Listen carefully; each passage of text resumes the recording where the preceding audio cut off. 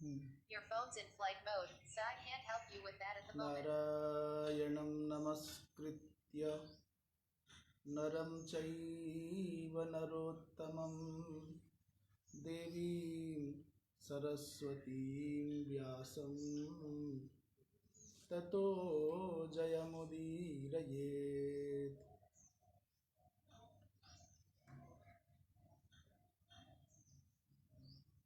वागीशाद्याः सुमनसः सर्वार्थानामुपक्रमे यं नत्वा कृतकृत्याः स्युस्तं नमामि गजाननं। वागीशायस्य हृदये लक्ष्मीर्यस्य च वक्षसि यस्यास्ते हृदये संवित् तं नृसिंहमहं भजे। कृष्णाय वासुदेवाय हरये परमात्मने प्रणतक्लेशनाशाय गोविन्दाय नमो नमः। आए और भगवत गीता के षष्ठ दिवस के इस विचार प्रवाह में अवगाहन करें। कल प्रसंग चल रहा था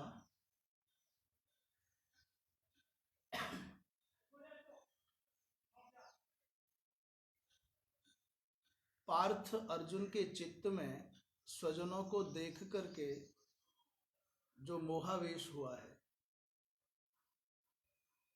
जो शोक और मोह का तीव्र प्रवाह बढ़ा है, और उसके कारण अर्जुन को धर्म में अधर्म की अर्थात जो कर्तव्य है क्षत्रिय के लिए उस कर्तव्य का परित्याग करके जो धर्म विमुखता आ रही है, कर्तव्य राहित्य आ रहा है,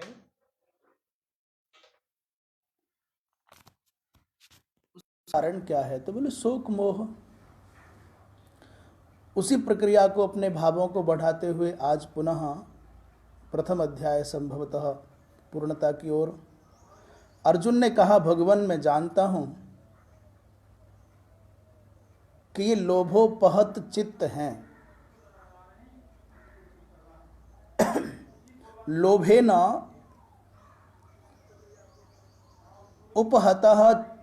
उपहतम चित्तम जेषाम उपहतं चेतः जेषां ते लोभोपहत चेतसः राज्य भोगेक्षया उपहतम त्यक्त स्मृति चेतो येषां ते। राज्य भोग की इच्छा से जिनकी मूल स्मृति नष्ट हो गई है और केवल एक ही लक्ष्य दिख रहा है कि येन केन प्रकारेण अस्माकं लक्ष्यम भवेत, हमारी जो इच्छा है वो पूर्ण हो जाए, ऐसा व्यक्ति बहुत भयंकर हो जाता है। जो जैसे कैसे भी कुछ भी करना पड़े पर अर्थ और काम की पूर्ति हो जाए, ऐसी सोच वाला व्यक्ति सनातन परंपराओं के लिए, सत्य के लिए, सिद्धांत के लिए, पारिवारिक कुशलता के लिए, सामाजिक समृद्धि के लिए, राष्ट्र के गौरव के लिए बड़ा घातक है।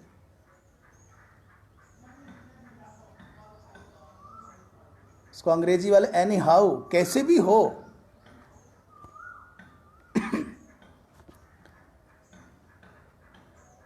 इसलिए कहा है अर्थात तुराणाम न पिता न बंधु और कामा तुराणाम न भयम न लज्जा। अर्थ और काम से पीड़ित व्यक्ति, अर्थ से पीड़ित व्यक्ति मर्यादाओं का कोई पालन नहीं कर सकता।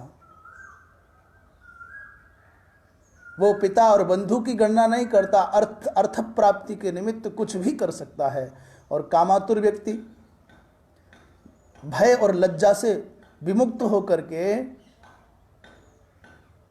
अपने इष्ट की सिद्धि के लिए कुछ भी कर सकता है। तो लोभाभिभूत व्यक्ति, इसलिए नीतिकारों ने कहा लोभश्चेत अगुणेन किम, यदि मनुष्य के चित्त में लोभ है तो फिर दूसरे किसी दुर्गुण की आवश्यकता नहीं है। आत्मपात के लिए, आत्महनन के लिए, अपने व्यक्तित्व को नष्ट करने के लिए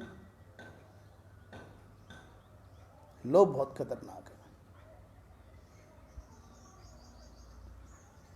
इसलिए अर्जुन कहते हैं कि यद्यप्येतेन पश्यन्ति लोभो पहत चेतसः कुलक्षय कृतम दोषम मित्रद्रोहे च पातकम।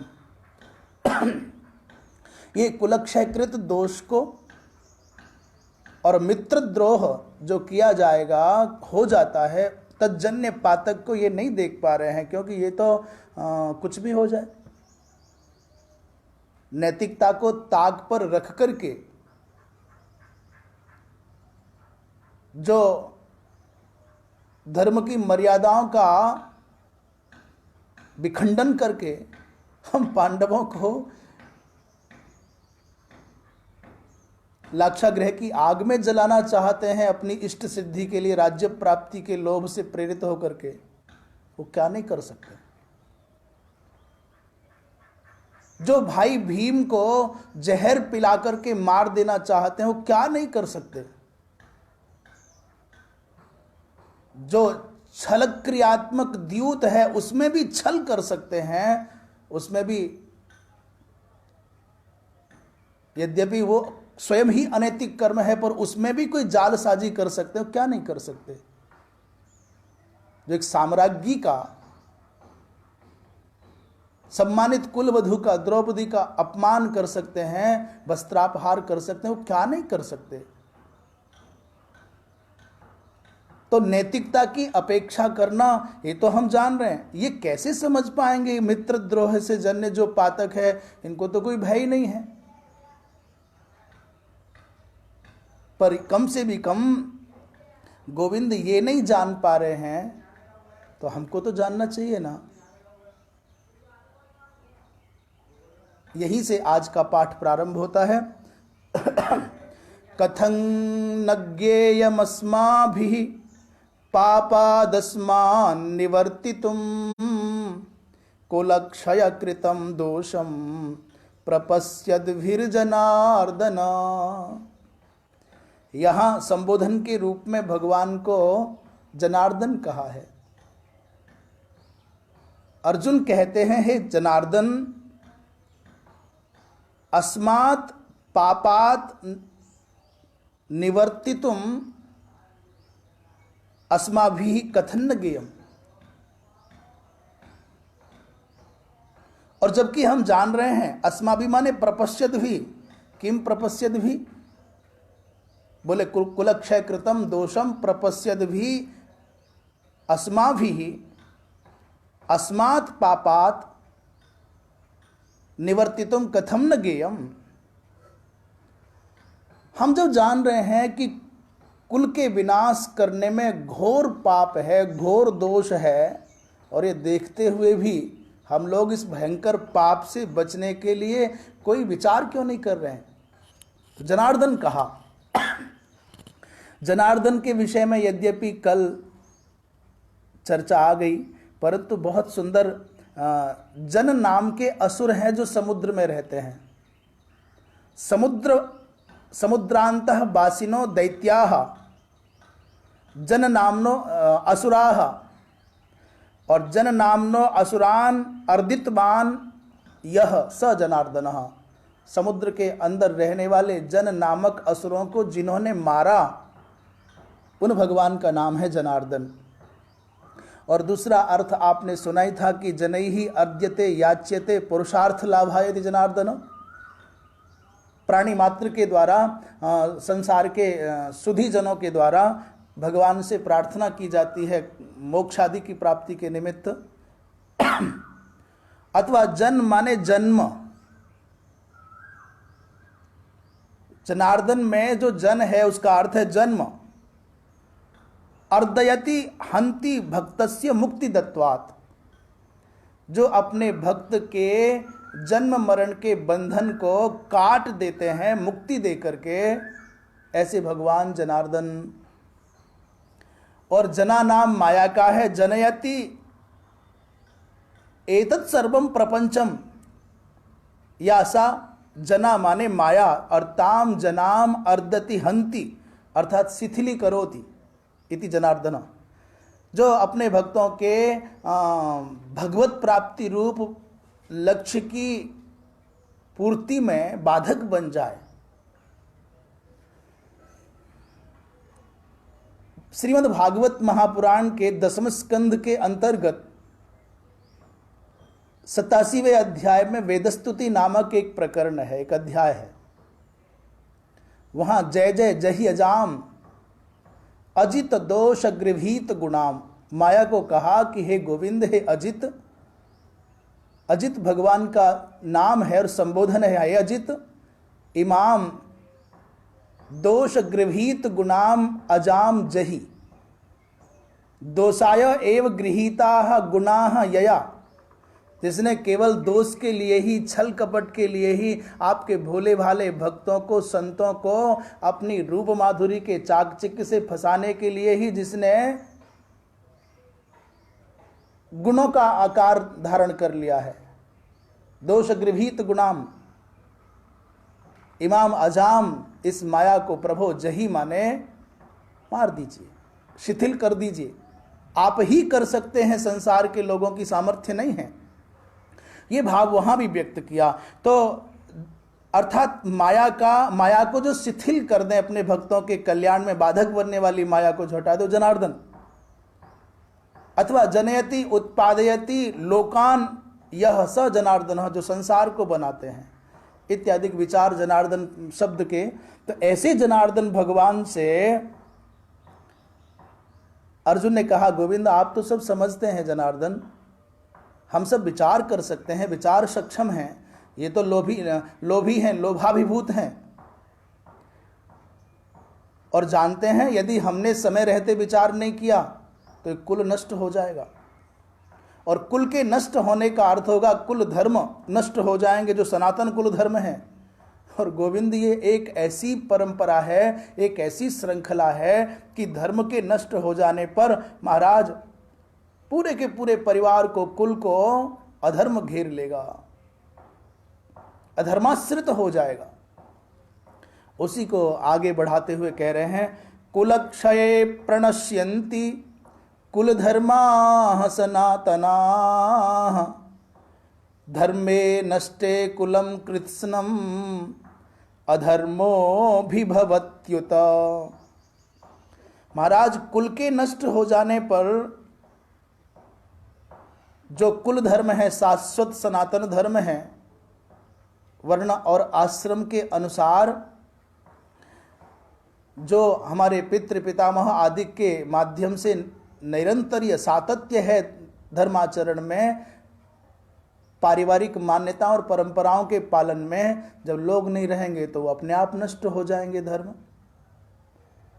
जैसे कि किसी के घर पर परंपरा से अग्निहोत्र होता आया है और आने वाली पीढ़ी को वो संस्कार दिए जाते हैं कि अब हमारे बाद में इस अग्निहोत्र की परंपरा को आप चलाएंगे। कहीं संकीर्तन अथवा सत्संग के पारिवारिक नियम हैं, अब तक हमारे पूर्वज करते आए, अब भैया आगे आप संभालो इस दायित्व को। देव पूजा, तीर्थ भ्रमण, विप्र भोजन, संत सेवा, सत्संग, श्राद्ध आदि ये परंपराओं से प्राप्त जो कुलाचार हैं, जो शास्त्रानुमोदित कुलाचार हैं, वही सनातन धर्म है, शाश्वत धर्म है। और महाराज, ये शाश्वत परंपरा प्राप्त कुलाचार नष्ट हो गए तो समग्र कुल को ये पाप घेर लेगा। अधर्म भूयिष्ठम तस्य कुलम भवति, अधर्म की प्रधानता हो जाएगी, अधर्म बढ़ जाएगा। अच्छा, ऐसी परिस्थिति में क्या होता है कि जैसे अभी आजकल इन दिनों में तो ऐसा बहुत हुआ है, द्विजों को यज्ञोपवीत संस्कार की विधि है, पर उनके पिताजी को यज्ञोपवीत नहीं है। बालक यज्ञोपवीत कराना चाहे तो कैसे कराए? पिता को है पर दादाजी को नहीं था तो कैसे कराए? ये तो संबंध विच्छिन्न हो गया।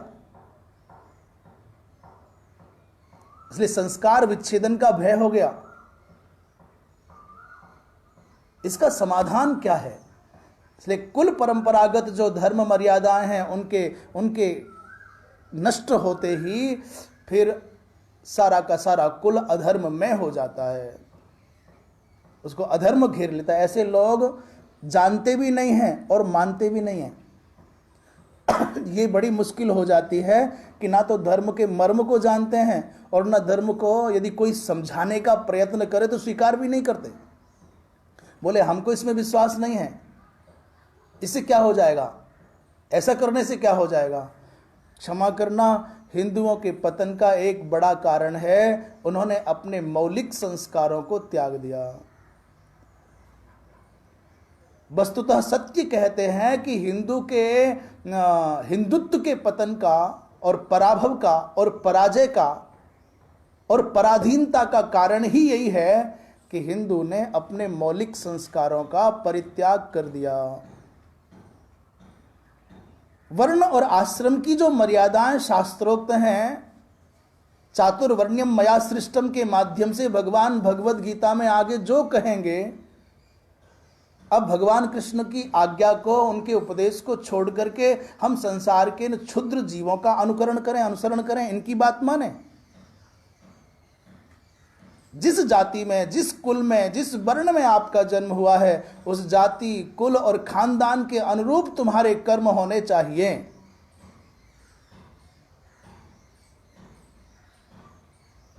कौन कहता है कि वहां समृद्ध नहीं हुआ जा सकता है, वहां व्यापार नहीं किया जा सकता है?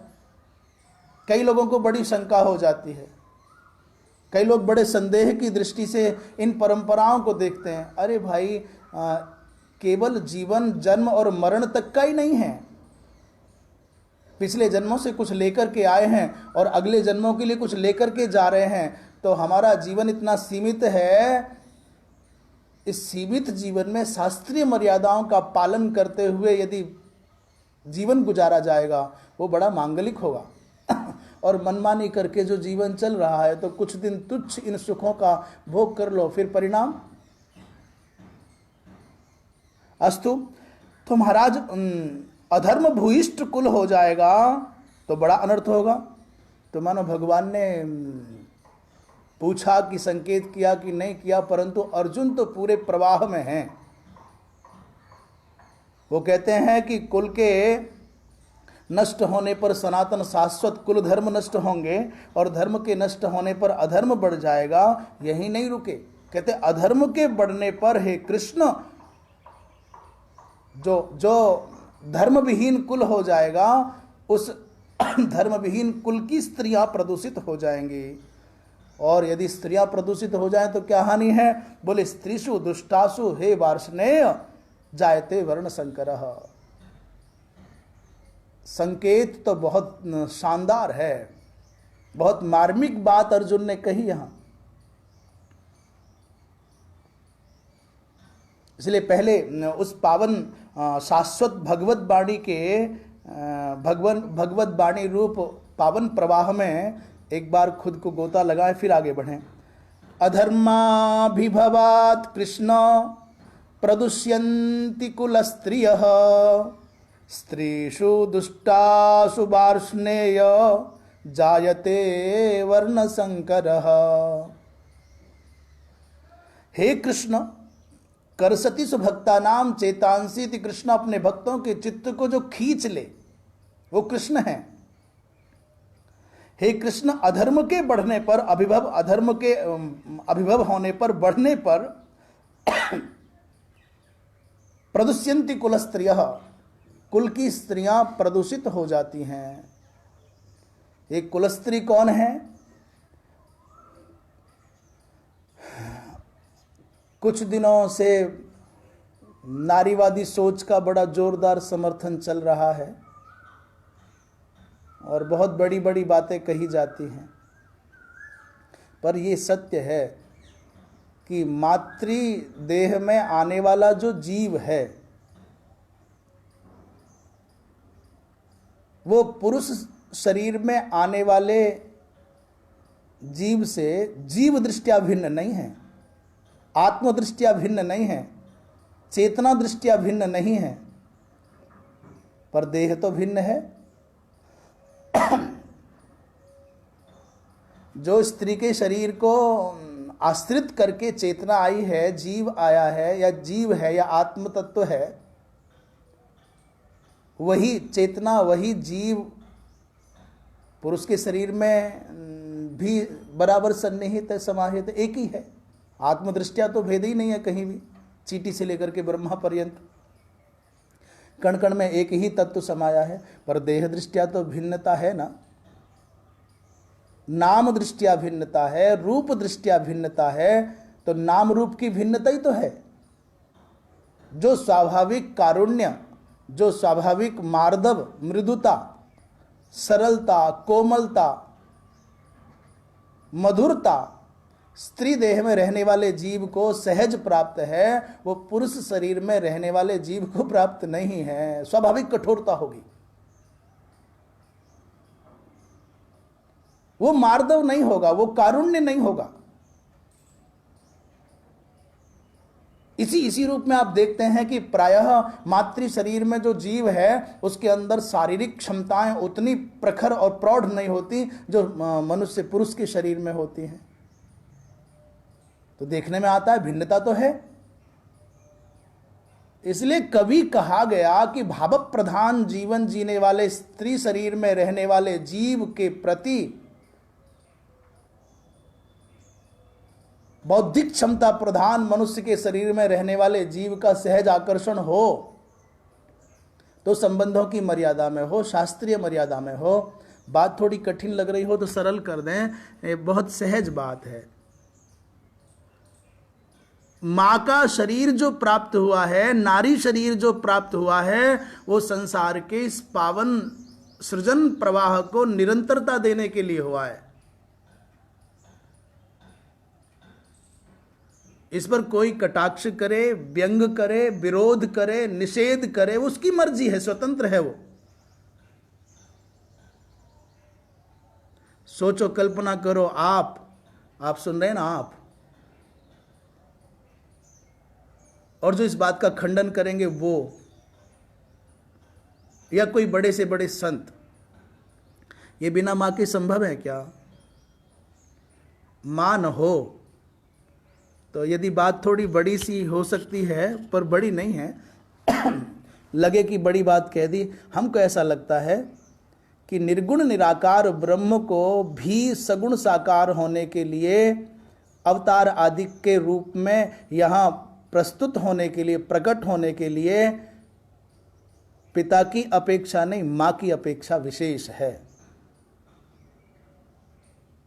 माँ माने प्राकट्य की भूमि है, माँ माने वो वंदनीय स्थल है, जो माँ माने वो तत्व है जो निर्गुण ब्रह्म को भी, सगुण और निराकार ब्रह्म को भी साकार होने के लिए विवश कर दे। इसलिए वो प्रसव भूमि है, वो निर्माण है, वो ब्रह्म सत्ता है। जैसे ब्रह्मा जी सृजन करते हैं वैसे ही मातृ, तो साधारणतया पिता का भी योगदान है, परंतु मातृ सत्ता विशेष है। इसलिए, और एक और उदाहरण दे दूं व्यवहारिक, भूमि और बीज का जो संबंध है वही संबंध माता और पिता का है। निषेक करता अर्थात किसान कृषक के समान है पिता, और मां धरित्री के समान है, भूमि के समान है। इसलिए एक बार को बीज में कोई दूषण हो गया, बीज कहीं दूषित हो गया तो कोई बहुत बड़ी हानि नहीं होगी, पर यदि भूमि में ही दोष लग गया, भूमि वो मृत्तिका का आश्रय करने वाली भूमि ही यदि प्रदूषित हो गई, तो धरती के उत्तम कितने भी बीज लेकर के आना आप, कुछ होने वाला नहीं है।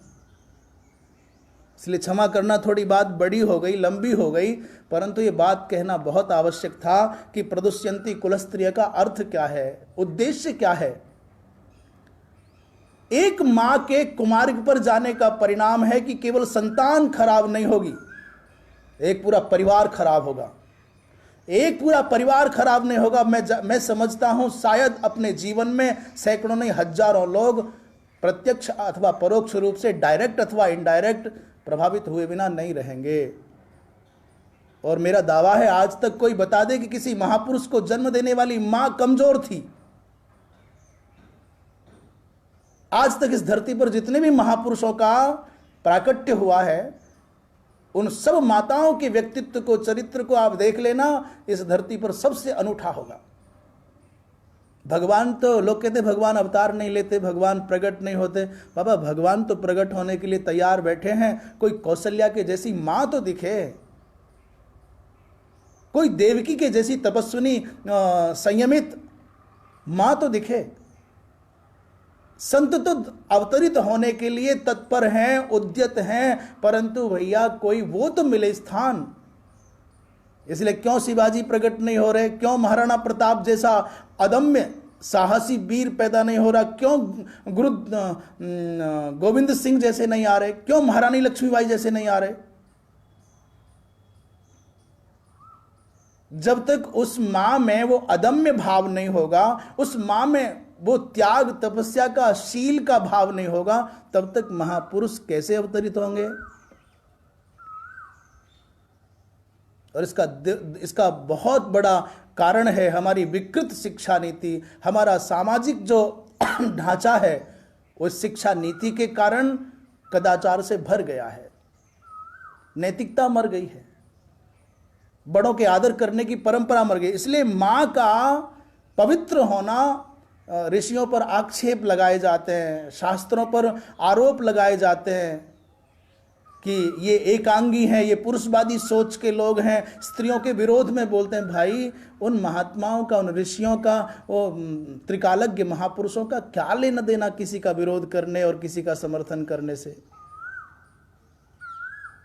बहुत व्यावहारिक बात बता रहे हैं। क्षमा करना, सब जगत की सब माताओं के चरणों में कोटि कोटि नमन है,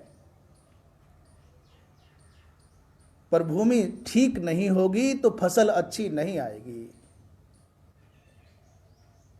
भूमि अच्छी नहीं होगी तो उसमें लगने वाला जो वृक्ष होगा, उस पर लगने वाले जो फल होंगे, वो कभी अच्छे नहीं आएंगे। और कोई उद्देश्य नहीं है मां को अनुशासन की बात कहने का और नैतिकता का उपदेश अधिक देने का और बार बार बहुत सारी वर्जनाएं लगाने का। उद्देश्य ये नहीं है कि इनको कैद कर दिया जाए, अपितु ये है कि पवित्रता के सच्चरित्रता के पावन आवरण से ये संरक्षित हों। इनका आभा मंडल, मेरे भारतवर्ष की ऐसी विशेषता, महाभारत में प्रसंग आता है, उत्तंक नाम के एक ब्रह्मचारी की शिक्षा पूर्ण हो गई आयोध धौम्य नामक आचार्य के पास, अथवा उनके शिष्य शिक्षा पूर्ण हो गई। गौतम महर्षि हैं उनके पास। गौतम जी के समीप रहने वाले उत्तंक की शिक्षा पूर्ण हो गई।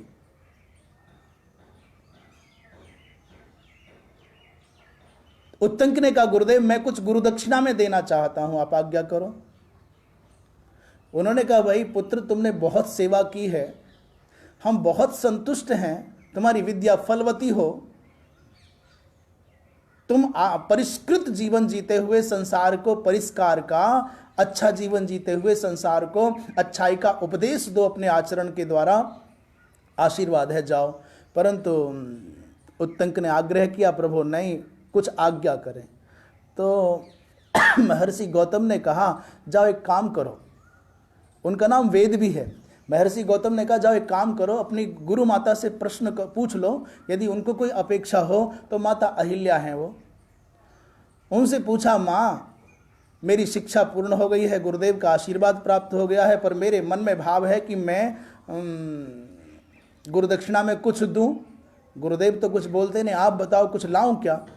माता ने कहा, अहिल्या ने कहा कि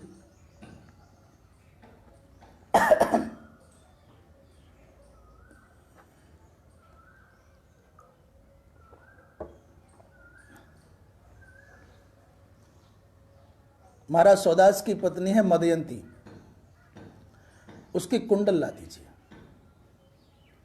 और ध्यान रखना उन कुंडलों को बड़ी सावधानी से संभाल करके लाना है। उन कुंडलों को धारण करके मैं एक अनुष्ठान की पूर्ति करूंगी, उन्हीं को धारण करके ब्राह्मणों को भोजन कराऊंगी और शीघ्र आना।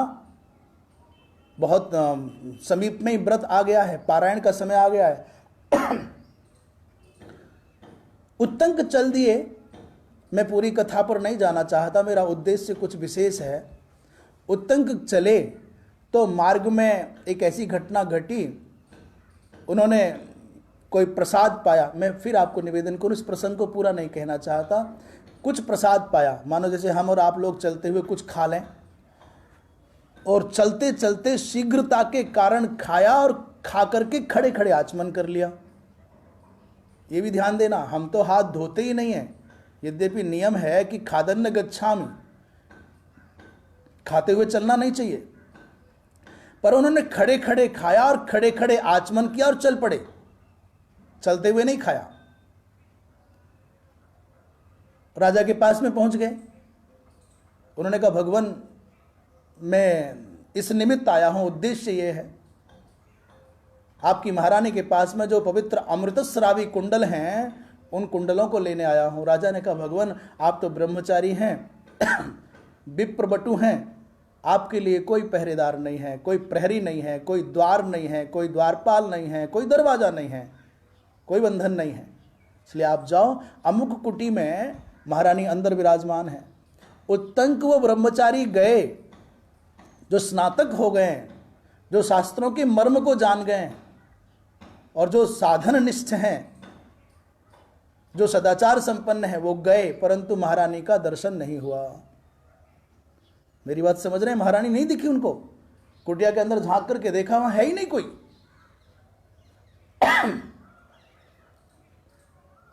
लौट करके राजा के पास आए और कहा भगवान क्या राजन ये क्या है, आप परिहास करते हैं ब्रह्मचारी के साथ?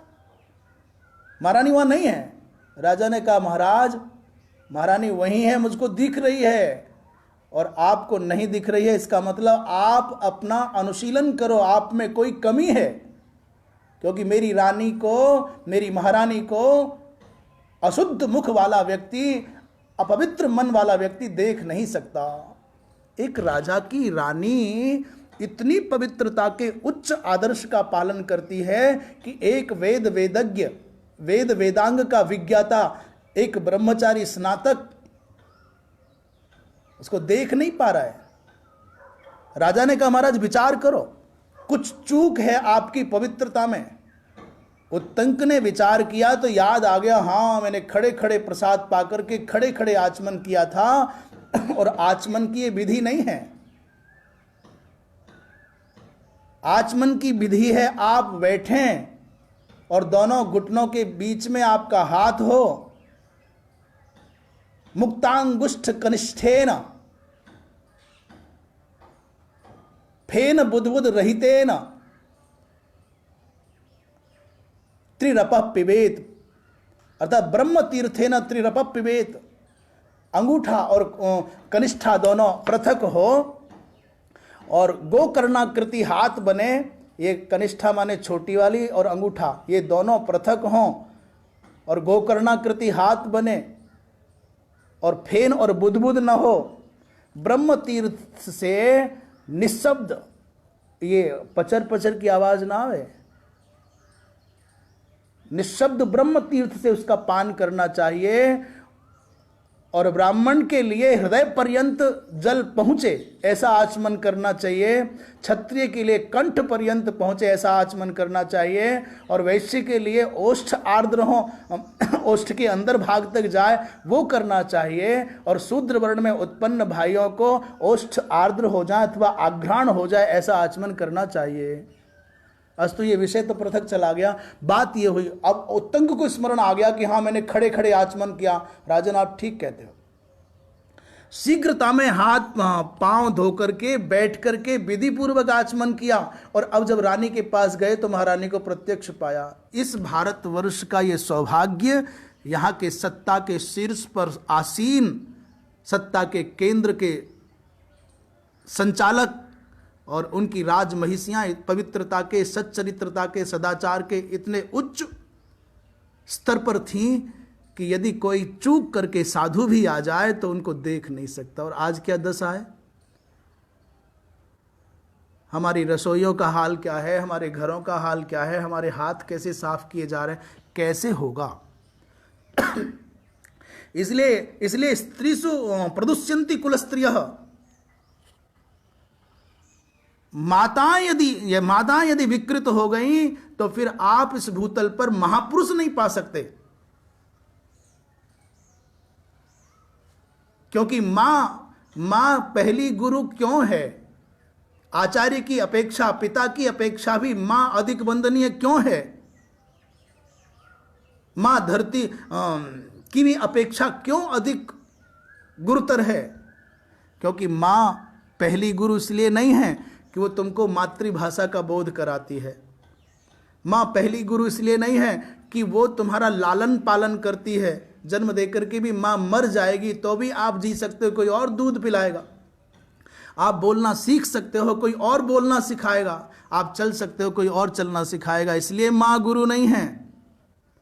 जन्म के बाद की भूमिका के कारण मां में गुरुत्व नहीं, अपितु जन्म से पहले 9 मास तक जो तुम्हारे संस्कार हो रहे हैं, जो संसार की नजरों में तुम चेतन नहीं हो, समझदार नहीं हो। मां के गर्भ के बालक के विषय में लोगों को भ्रम है कि वो समझता नहीं, देखता नहीं, बोलता नहीं, परंतु सच ये है, मां के गर्भ में रहते रहते 3 मास हो जाते हैं। उसके बाद जो मां कर रही है, अर्थात मां के सर्वांश से ही, मां के सारांश से ही उस बालक का निर्माण हो रहा है। तुम्हारी चेतना उसकी चेतना बनेगी, तुम्हारा चिंतन उसका चिंतन बनेगा, तुम्हारी दृष्टि उसकी दृष्टि बनेगी, तुम्हारी सोच उसकी सोच बनेगी, तुम्हारा रूप उसका रूप बनेगा, तुम्हारा आहार उसके आहार का कार्य करेगा, तुम्हारा जो सृजन है वो उसके सृजन का कारक बनेगा। इसलिए सावधानी पूर्वक सोचना, करना और बोलना और खाना। इसलिए प्रायः गर्भावस्था में माताएं रोती बहुत हैं तो बालक रोता बहुत है। मां हंसती है तो गर्भस्थ बालक हंसता है, मां रोती है तो बालक रोता है, मां खाती है तो बालक खाता है, मां खेलती है तो बालक खाता है। मां व्यसन में, वासना में डूबेगी तो बालक भी व्यसन और वासना में डूब रहा है। आप कहोगे साहब कोई प्रमाण है? बोले हाँ, बताओ। अभिमन्यु ने चक्रव्यूह का भेदन कैसे सीखा, कहां सीखा, किसने सिखाया? और चक्रव्यूह के भेदन के क्रम में 6 द्वार तोड़ दिए, 7वां क्यों नहीं तोड़ पाया? उसका कारण मात्र यही है कि जब सुभद्रा को अर्जुन महाराज चक्रव्यूह का निर्माण सिखा रहे थे, रात्रि को श्रवण करा रहे थे, तो जब तक 6 द्वारों का प्रसंग आया तब तक माता जगती रही सुभद्रा, और सप्तम के आने से पूर्व ही निद्रा लग गई। तो बोले भाई निद्रा लग गई तो मां सोई, तुम तो जगते हो गए? बोले नहीं भैया, मां सोई तो बालक सो गया। जैसे बिजली के चले जाने पर माइक बंद हो जाते हैं, प्रकाश चला जाता है, ऐसे ही मां के सोते ही कनेक्शन कटा और शिशु का संबंध विच्छेद हो गया, इसलिए नहीं जान पाया। ये जो बालक की नाभि में नाल जुड़ी होती है मां के साथ संबंध से, यही नली है, नाल ही नली है और नाभि ही मूल केंद्र है। परकाया प्रवेश की विद्या का जो द्वार है ना, वो भी नाभि है, इसलिए नाभि से जुड़ा हुआ। इसलिए कहा गया कि मां प्रदूषित नहीं होनी। जो नियम बनाए गए ना, आरोप लगाते हैं सब सारे नियम कायदे कानून माताओं के लिए ही हैं क्या? पुरुषों के लिए कोई नियम नहीं? नहीं, पुरुषों के लिए भी नियम है। ऐसा नहीं है कि पुरुषों के लिए नियम नहीं है। वो भी अनाचार करेंगे तो नरक जाएंगे, वो भी अपनी एक पत्नी व्रतत्व का खंडन करेंगे तो नरक जाएंगे। इसलिए मातृवत परदारेषु कहा है, स्वदारे नहीं। परदारेषु परस्त्रीषु मातृवत भाव करना ही चाहिए। तो इसी दृष्टि से कभी कह दिया गया कि नारी का संग बहुत घातक है, नारी की झाई पड़ने से भुजंग अंधा हो जाता है, या नारी के कुविचार से नर का कुविचार मिलेगा तो नरकादिक की प्राप्ति हो जाती है, ये माताओं की निंदा नहीं थी। और हम बहुत पूरे मन से बोल रहे हैं। जिन लोगों ने कहा कि नारी की निंदा करने से भगवान शंकराचार्य निंदित हो जाएंगे, उनको समझ नहीं है पूरी। तुलसीदास जी महाराज ने कितनी जगह पर इस बात का उल्लेख किया है शास्त्रों में, पदे पदे, भागवत जी में, महाभारत में। उसका कारण यह नहीं है कि नारी निंदित है, और नारी शब्द का अर्थ ये नहीं है जो लगा रहे हो। एक भी जगह कहीं भी वैदिक साहित्य में, पौराणिक साहित्य में, स्मृति साहित्य में, धर्मशास्त्रों में कहीं भी ये लिखा हो कि माता नरक का दरवाजा है तो आरोप लगाओ। भगिनी नरक का दरवाजा है तो आरोप लगाओ। पत्नी नरक का दरवाजा है तो आरोप लगाओ। नारी शब्द का अर्थ था माने जो स्वातंत्र इन पवित्र संबंधों की मर्यादा को तिलांजलि देकर के स्वच्छंदता पूर्वक जो जीना चाहती हैं, उन मर्यादाओं से विमुख स्वच्छंद इन माताओं का यदि आपने कुसंग किया, इनके प्रति आपके चित्त में संसर्गज भाव आया, तो नरक का दरवाजा बन जाएगा। वासना से दूषित मन वाले होकर के तुम मातृ जाति के समीप जाओगे, स्वदारा को छोड़ करके, अपनी धर्मपत्नी को छोड़ करके, तो नरक ही जाना पड़ेगा।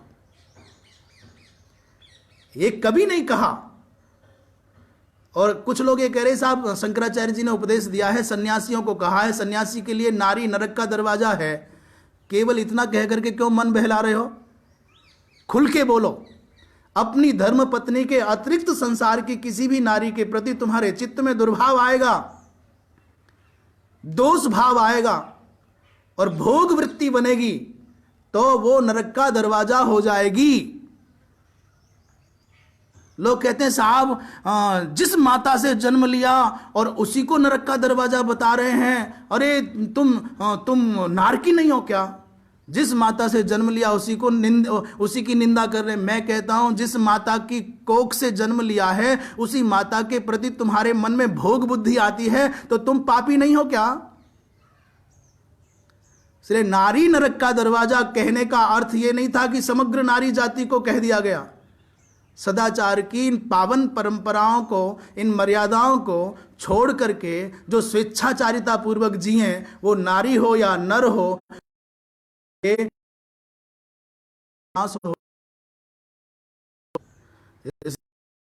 कहना कि केवल सन्यासी ने सन्यासियों के लिए कहा है। गृहस्थी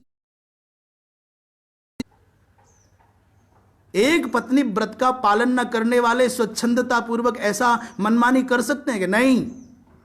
और उस व्यक्ति के लिए जो स्वधारात्व का अतिक्रमण करके मनमाना आचरण करना चाहता है, सबके लिए नरक का दरवाजा है। मां की निंदा नहीं, बहन की निंदा नहीं, पत्नी की निंदा नहीं, माता, मामी की, मौसी की, फूफी की, किसी की निंदा नहीं है। जो पावन संबंधों के इन नियमों का पालन करे। ऐसे ही अब दूसरा अर्थ भी लगा लो, स्वच्छंदता पूर्वक व्यभिचारी पुरुष का संग करने के लिए यदि मन में वासना आती है, तो उस नारी के लिए वो नर भी नरक का दरवाजा है, वो नरक का द्वार है। और विशेषतया नरकों में एक ऐसा लोक स्पेशल है, इस विषय पर फिर कभी चर्चा होगी। तो क्षमा करना भाई, बहुत लंबी बात हो गई। अधर्म के बढ़ जाने से कृष्ण कुल की स्त्रियां प्रदूषित हो जाती हैं। तो आज तक जितने भी आचार्यों ने, ऋषियों ने, चाहे वो भगवान रामानुज हों, भगवान रामानंद हों, चाहे भगवान निम्बार्काचार्य हों, और चाहे भगवान शंकराचार्य हों, और चाहे तुलसीदास जी महाराज हों, चाहे सूरदास जी महाराज हों, और चाहे पुराणों में वेदव्यास भगवान की वाणी हो, जहां कहीं भी नारी निंदा से संबद्ध कोई बात आई है, उसका उद्देश्य नारी निंदा में नहीं है, तात्पर्यवान नहीं है। उसका तात्पर्य है, तात्पर्य को लेना चाहिए ना। उसका तात्पर्य है कि ब्रह्मचर्य की निष्ठा में पवित्रता में आपका जीवन जाए, चिंतन मनन और दैहिक संबंध से आप पवित्रता का वर्ण करें। उद्देश्य यहाँ है, वहाँ जाओगे तो नरक का भय सुनकर के शायद कुछ लोग बच जाएं पाप करने से, इसलिए ऐसा कहा गया था। इस पर भी फिर भी किसी के मन में कोई आशंका रहे तो भगवान ही मालिक है भाई। कभी किसी भी महापुरुष के वचन को संकीर्णता के साथ में नहीं लेना चाहिए, तिरस्कार की बुद्धि से नहीं लेना चाहिए। सब आचार्यों का आदर करना चाहिए, सब संप्रदायों को। ये हमारे सनातन धर्म रूपी उद्यान की शोभाएं, विविध प्रकार के ये जो वृक्ष हैं, विविध प्रकार के जो पुष्प हैं, विविध प्रकार के जो फल लगे हैं, ये हमारे सनातन धर्म के विचारोद्यान के, विचार उपवन के ये आभूषण है। इसलिए सब आचार्यों को नमन करते हुए वर्तमान के सब आचार्य जो शास्त्र मर्यादा का पालन कर रहे हैं, उनके प्रति सम्मान का भाव रखते हुए ये निवेदन किया कि वहां तात्पर्य नारी की निंदा में नहीं है।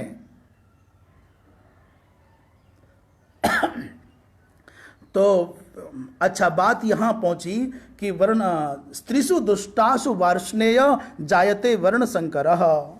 स्त्रियों के दूषित हो जाने का परिणाम यह होगा कि वर्ण संकरता फैल जाएगी।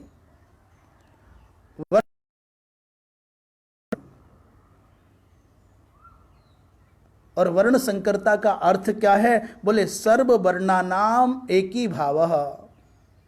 पिता किसी और जाति का, माता किसी और जाति की, फिर दादाजी कोई और, नाना जी कोई और। किस गौरव से आप बता पाओगे कि अमुक अमुक मेरे दादा परदादा, मैं इस कुल खानदान का हूं? तुम्हारी ये पवित्र गोत्र परंपरा जो अनादिकाल से आज तक चली आ रही है, इसने तुमको तुम्हारी पहचान जीवित रखने का काम किया है। जिस गोत्र के प्रवर्तक आचार्य के प्रवाह में आपका प्रादुर्भाव हुआ है, उसके गुण देर सवेर आपके जीवन में आने ही आने हैं। इसलिए वर्ण संकरता फैल जाने का भय क्या है, खतरा क्या है, उसको आगे बता रहे हैं। संकरो नरकायैव कुलघ्नानां कुलस्य च पतन्ति पितरो ह्येषां लुप्त पिंडोदक क्रिया। संकरो माने वर्ण संकर संतान हो जाए। मानो प्रश्न हुआ कि कुल नष्ट हो गया तो कुल धर्म नष्ट हो जाएंगे, शाश्वत कुल धर्म नष्ट हो जाएंगे। शाश्वत कुल धर्म नष्ट हो गए तो अधर्म बढ़ जाएगा, अधर्म बढ़ गया तो स्त्रियां प्रदूषित हो जाएंगी, स्त्रियां प्रदूषित हो गई तो हे वार्ष्णेय वर्ण संकर संतानें होने लग जाएंगी। बोले वर्ण संकर संतान हो गई तो क्या हानि है? बोले वर्ण संकर खानदान में जन्म लिया तो वो नरक के लिए होगा। वो तो सबको नरक में, कुलग्ना नाम कुलस्य च, कुल के लिए भी नरक का द्वार खोल देगा और कुलग्नों के लिए भी नरक का द्वार खोल देगा। और फिर लुप्त पिंडोदक क्रिया, जो मूल बात है, क्यों नरक की प्राप्ति होगी? तो जब वर्ण संकर संतान होगी तो वो पिंड और उदक की क्रिया अर्थात श्राद्ध और तर्पण की इन परंपराओं का ना तो पालन करेगा और ना ही ज्ञान उसको होगा। पतंती पितरो हेसाम, इसलिए इनके लुप्त पिंड और लुप्त उदक, उदक माने तर्पण जलांजलि, और पिंड माने श्राद्ध, एकोद्दिष्टादिक श्राद्ध, पार्वण श्राद्ध, लयादि श्राद्ध, ये श्राद्ध में पिंडदान जो होता है ये सब नष्ट हो जाएंगे तो पितर नरक में गिरने लग जाएंगे। ये नरक क्या है? नरक की परिभाषा करते हुए कहा कि नरक है ये नरति निर्णाति क्लेशम प्रापयति इति नरकः, जहां जाने पर जीव को पूर्व जन्म के किए गए पूर्वकृत कर्मों का परिणाम भोगना पड़ता है, प्रायश्चित्त करना पड़ता है। माने नरति निर्णाति पापी लोकम पापान रूपम भोगाय यत्र, मनुष्यों को, पापी मनुष्यों को जहां ले जाकर के पाप कर्मों का प्रायश्चित्त कराया जाता है। मैं एक दूसरे शब्दों में नरक को परिभाषित करने का प्रयत्न करूं। नरक का मतलब है कि जैसे आप गंदे हो जाने पर वस्त्रों को धोते हैं, धोते हैं ना, सामान्य गंदा है, सामान्य है तो पानी में निकाल करके टांग देते हैं, कुछ प्रयत्न ज़्यादा नहीं करते। पर थोड़ा मलिन है तो साबुन छूट जाए तो ठीक, नहीं छूटता तो फिर गर्म पानी में डालना पड़ता है और फिर मशीन में लगाना पड़ता है। और पुराने ज़माने में तो कहते कि पेट्रोल से धोया जाए, न जाने क्या क्या होता था। और एक में कपड़े धोने वाला डंडा जो बहुत काम आता था, पुराने समय की माताएं कोई सुन रही होंगी तो बहुत, वो डंडा कई काम करता था, कपड़े पीटने के काम भी करता था और बच्चों को भी सुधारने का काम करता था, और कुत्ता भगाने का काम नहीं हो रहा तो बच्चों के खेलने के काम था, बैट बॉल, और कभी कभी और भी काम आ जाता था। तो वो ब्रह्मास्त्र जैसा था, अचूक। जैसे मलिनता अधिक होने पर अधिक पीड़ा होती होगी वस्त्र को साफ होने में, ऐसे ही जिस जीव के ये जो सूक्ष्म शरीर है ये भी तो एक वस्त्र ही है। वासांसि जीर्णानि यथा विहाय, जैसे स्थूल शरीर वस्त्र के जैसा है वैसे आत्मा के ऊपर ये आवरण है, तो सूक्ष्म शरीर भी आवरण है। उस सूक्ष्म शरीर पर जो आपके वासनाओं के दाग लग जाते हैं उनको धोने के लिए, स्वच्छ करने के लिए नरकादिक लोकों के विविध सेंटर हैं, केंद्र हैं। कहीं आग से, कहीं पानी से, कहीं काटने से, कहीं छेदने से, कहीं जला, ऐसे अलग अलग प्रकार से शोधन होता है। तो मानो नरक कोई यातना केंद्र ना समझ करके संशोधन केंद्र समझिए, शुद्धि केंद्र समझिए। जैसे आपके मोबाइल में वायरस घुस जाते हैं तो आप ले जाते हैं, फिर वो संशोधन करते हैं, ठीक वैसा ही मानिए। तो नरकादिक लोकों की प्राप्ति हो जाती है, पितरों को भी नरक में जाना पड़ता है। पतंति पितरो हेशाम लुप्त पिंडोदक क्रिया, ये पितृगण फिर कोई प्रेत बनता है, कोई ऐसे जाता है, बहुत कठिनाइयाँ होती हैं। आप कई लोग, बहुत बड़ा वर्ग है इस बात को कहने वाला भी कि जो तीर्थ है, श्राद्ध है, तर्पण है, ये काल्पनिक है, खाने कमाने का धंधा है। वो पितरों के निमित्त किए गए पुण्य को, पिंडदान को, श्राद्ध को, तर्पण को पाखंड मानते हैं। और बहुत बड़ा कुतर्कियों का एक वर्ग तैयार हो गया है जो इस पक्ष में बड़े दावे के साथ कहते हैं। वो कहते हैं गया केंद्र है कमाने का, ये ब्राह्मणों के खाने कमाने के धंधे हैं, न जाने क्या क्या बोलते हैं। पर मैं आपको बताऊं एक विचित्र कथा, गीता प्रेस की संस्थापना में जिनका बड़ा योगदान रहा, जो गीता प्रेस के माध्यम से निकलने वाली कल्याण पत्रिका के बहुत काल तक संपादक रहे और जिनका बहुआयामी व्यक्तित्व था, ऐसे भाई श्री हनुमान प्रसाद पोद्दार जी। ये रतनगढ़ की धरती पर इनका जन्म हुआ और व्यापार की दृष्टि से कलकत्ता आदि, बांकुड़ा आदि बहुत जगह पर रहे, मुंबई भी रहे और अंत में गोरखपुर और ऋषिकेश में रहा करते थे। प्रायः गोरखपुर में अधिक रहे। उन्होंने अपने प्रसंग में एक बार कहा कि मैं मुंबई में था चौपाटी पर और ध्यान कर रहा था, मैं और मेरे अतिरिक्त वहाँ कोई और नहीं, पर अचानक जब मेरी आंख खुली तो मैंने लगभग 8 से 10 फुट, शायद मेरे लंबाई को नापने के हिसाब से कुछ लंबा, काफ़ी लंबा, सामान्य से अधिक और श्वेत वस्त्रधारी पतला पतला एक व्यक्ति खड़ा हुआ दिखाई दिया। उसकी लंबाई को, उसके स्वरूप को, उसके वस्त्रों को देख करके मैं कांप गया। पोद्दार जी कहते हैं अंदर सहसा मेरे अंदर कंपन हुआ, भय लगा। उसने कहा भाई डरो मत, भाई डरो मत, मैं अमुक अमुक पारसी हूं। देखो आश्चर्य की बात, वो हिंदू नहीं था, वो सनातन धर्म की परंपराओं को जानता नहीं था, पर मरकर के प्रेत बना और एक दिन अचानक भाई श्री पोद्दार जी के सामने आके खड़ा हो गया। कहता है कि आप, मैं अमुक अमुक स्थान पर मेरा व्यापार रहा है, मेरा परिवार है, मैं आपसे निवेदन करने आया हूं, आप वहां से धन लेकर के मेरे निमित्त श्राद्ध करा दीजिएगा, गया श्राद्ध करा दीजिए, तो मेरी मुक्ति हो जाएगी। ये मुझे उपाय पितृलोक में बताया गया, नरक लोक में बताया गया है। तो भाई श्री कहते हैं कि मुझे थोड़ी हिम्मत आई और मैंने उनसे पता लिया, और पता लेने के बाद मुझे विश्वास नहीं हुआ कि भाई ऐसा भी कहीं होता है क्या। एक तो ये पारसी है, फिर भी उत्सुकता तो थी ही। उस स्थान पर जाकर के पता कराया तो बिल्कुल सच निकला। अमुक तिथि को ये व्यक्ति गया है, इतनी इसकी संपत्ति, इतने इसके स्वजन हैं। तब भाई श्री ने गया में एक ब्राह्मण को भेज करके श्राद्ध कराया, और श्राद्ध कराने के बाद का जो आश्चर्यजनक दृश्य हुआ, भाई जी कहते हैं कि उस प्रेत ने आकर के कहा कि गया में श्राद्ध हुआ है, वो मुझको प्राप्त हो गया है, मेरी बहुत पहले खाने की, चलने की, बैठने की, बोलने की थी, अब मुझको सब सुविधाएं हैं, बड़ा आनंद है। बाबा ये जो पितृलोक जो अदृष्ट हैं में आप अपनी स्वतंत्र बुद्धि, नास्तिकता से भरी हुई बुद्धि को लगा के क्या करो। इसलिए शासन में इन पालन कर सकते हो तो करो, पर खंडन तो बिल्कुल नहीं करना चाहिए।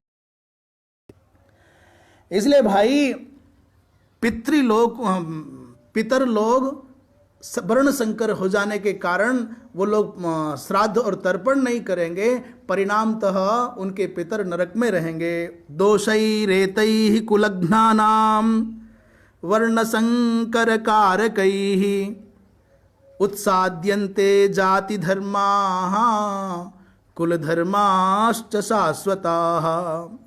क्रम बता रहे, इन जो पीछे बताए गए दोष हैं, इन दोषों के कारण, वर्ण संकर कारक दोषों के कारण महाराज कुल घातियों के सनातन कुल धर्म और जाति धर्म दोनों नष्ट हो जाते हैं। उत्साद्यन्ते माने लुप्यन्ते, उत्साद्यन्ते शब्द का अर्थ लुप्यन्ते, लुप्त हो जाते हैं। तो जाति धर्म और कुल धर्म शाश्वत। उत्सन्न कुल धर्माणाम मनुष्याणाम जनार्दन नरके नियतम वासो भवती इत्यनुशुश्रुम। अर्जुन कहते हैं भगवान उत्सन्न जिनके कुल धर्म, जिन मनुष्यों के जैसा मनुष्याणाम, उत्सन्न कुल धर्माणाम मनुष्याणाम, जिनके कुल धर्म नष्ट हो गए हैं, लुप्त हो गए हैं, ऐसे मनुष्यों का हे जनार्दन बहुत काल तक नरक में नियत वास हो जाता है। ऐसा सुश्रुमा माने वयम सुश्रुमा, हम सुनते हैं, अथा अस्मा वयम श्रुत बनता है, ऐसा हमने सुना।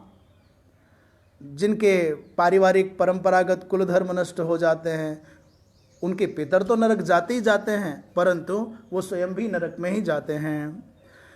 इसलिए आगे कह रहे हैं, अतो अहो बत महत पापम कर्तुम व्यवसिता वयम यद्राज्य सुख लोभेन हंतुम स्वजनमुद्यता। अहोबत, अहोबत माने बंधु बध संताप,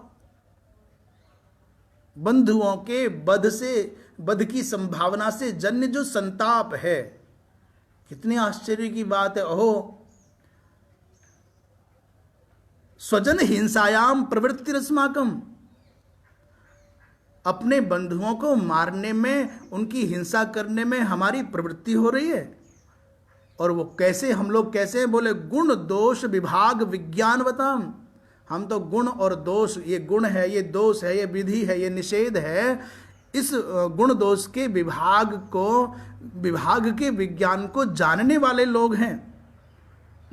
हाँ, अति कष्टम परिभ्रष्ट हृदयो हम, बड़े कष्ट की बात है। हम कैसे भ्रमित चित्त वाले लोग हैं, सब कुछ जानते हुए भी स्वजनों को मारने के लिए उद्यत हो रहे हैं। ऐसी बात अर्जुन के मन में आ रही है। अहोबत महत पापम, बड़े भयंकर पाप की बात है, दुख की बात है। हम जिस पाप को करने जा रहे हैं, राज्य मात्र के सुख को पाने के लोभ से हम अपने स्वजनों को मारने के लिए उद्यत हो रहे हैं, तैयार हो रहे हैं। बड़ी शोक की बात है, बड़ी लज्जा की बात है, बड़े दुख की बात है। गोविंद ये उचित नहीं है, इनको नहीं मार सकते। तो भगवान ने कहा अच्छा नहीं मारोगे, नहीं लड़ोगे तो तुमको ये छोड़ देंगे क्या?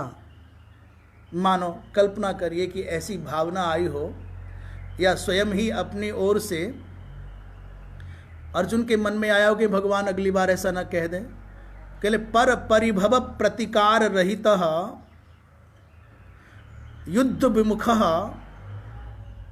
त्वम, और एतादृशम त्वाम, जो पर परिभव प्रतिकार रहित है। पर माने शत्रु के, विरोधी के, परिभव का माने उन्नति का, प्रतिकार नहीं करना चाहता, दुश्मन को जो बढ़ते हुए देख करके भी प्रसन्न है, ऐसे व्यक्ति माने ये जीत रहे हैं या ये राज्य कर रहे हैं, तुमको कोई ऐतराज नहीं है।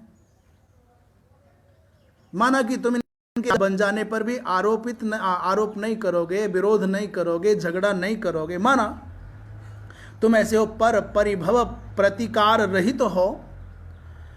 अच्छा, युद्ध से विमुख भी हो गए हो, युद्ध नहीं कर रहे हो, और शस्त्र परिग्रह रहित, तुमने हाथ में हथियार भी नहीं उठाना है क्योंकि छोड़ दिया तुमने तो गांडीव।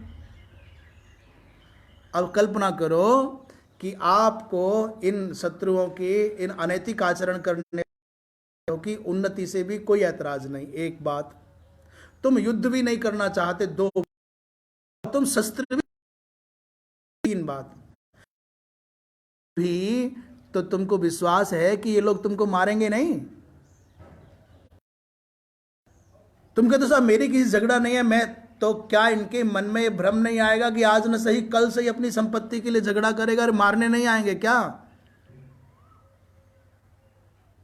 तो क्या करोगे? मानो ये प्रश्न या तो अर्जुन के चित्त में स्वतः उठा और उसका समाधान कर रहे हैं, अथवा भगवान कृष्ण ने संकेत किया कि चल तू इनको नहीं मारता तो मत मार, पर यदि कदाचित शस्त्र रहित तुझको पा करके, धर्म से विमुख भी पा करके और अविरोधी मान करके भी ये तुझको मारेंगे तो क्या करेगा? अर्जुन ने कहा यदि माम प्रतीकारम अशस्त्रम शस्त्रपाणयः धार्तराष्ट्रारणे हन्युस् तन्मे क्षेमतरम भवेत्। यहाँ प्रथम पंक्ति में हमने यदि माम प्रतीकार मशस्त्रम शस्त्र पाणयः ऐसा भी बोला जा सकता है, संयुक्त है। यदि माम प्रतीकार मशस्त्रम शस्त्र पाणयः, पर अर्थावगमन के लिए और विराम की दृष्टि से अनुष्टुप छंद है, इसलिए प्रतीकारम अशस्त्रम शस्त्र पाणय ऐसा बोल दिया। परंतु वस्तुतः हमारी जो आचार्य परंपरा है उसमें पद है तो अखंडित उच्चारण होना चाहिए। विभाजन तो अर्थ दृष्टि से किया गया है। तो यदि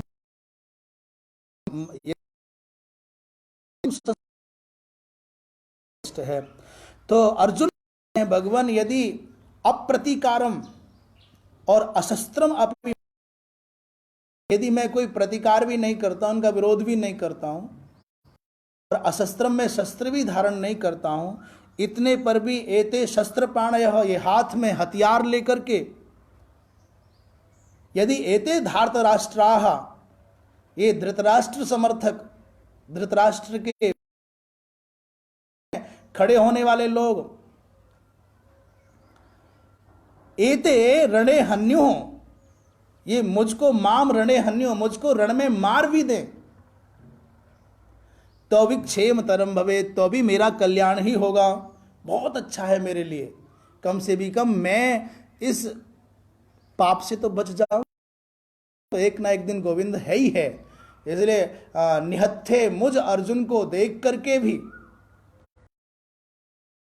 किसी का विरोध न करने वाले निर्वैर मुझ अर्जुन को देख करके में हथियार लेकर के इकट्ठे होकर के शोर मचाते, तो भी इसमें मेरा कोई घाटा नहीं, मेरी कोई हानि नहीं है, मेरा भलाई हो जाएगा।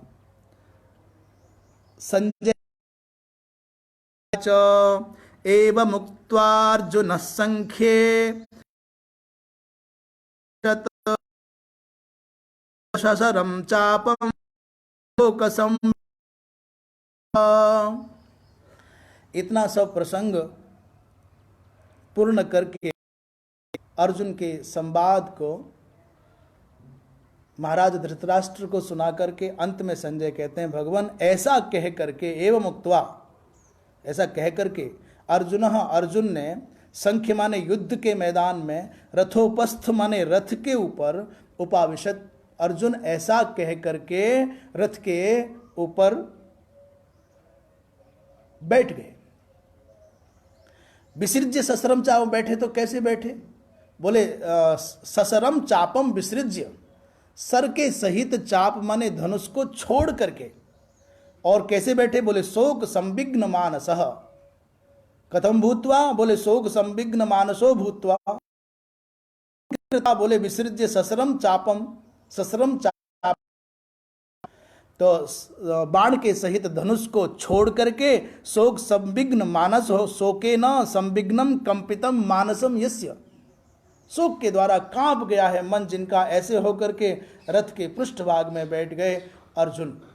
ऐसा कह करके संजय महाराज ने प्रथम अध्याय को पूर्णता दी। श्री मन महाभारत के सतसाहस्री संहिता के विरचित 82 सतसाहस्र्याम संहितायाम भीष्म पर्वणि माने भीष्म पर्व के अंतर्गत भगवत गीता सुपनिषत्सु, ये भगवत गीता क्या है? बोले उपनिषत्सु, ये उपनिषद सदृश है भगवत गीता। भगवत गीता में, उपनिषदों में जो ब्रह्म विद्यायाम, जैसे ब्रह्म विद्या कहते हैं, उसमें योग शास्त्र में, ब्रह्म विद्या रूप योग शास्त्र में श्री कृष्णार्जुन संवाद रूप से अर्जुन के विषाद को व्यक्त करने वाला ये प्रथम उत्सव पूर्ण हुआ है। बोलिए कृष्णचंद्र भगवान की।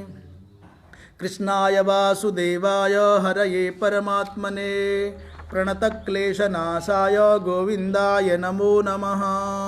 सर्वे भवन्तु सुखिनः, सर्वे सन्तु निरामयाः, सर्वे भद्राणि पश्यन्तु मा कश्चित् दुःखभाग् भवेत्।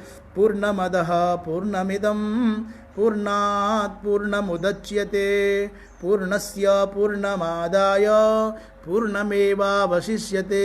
नारायण नारायण।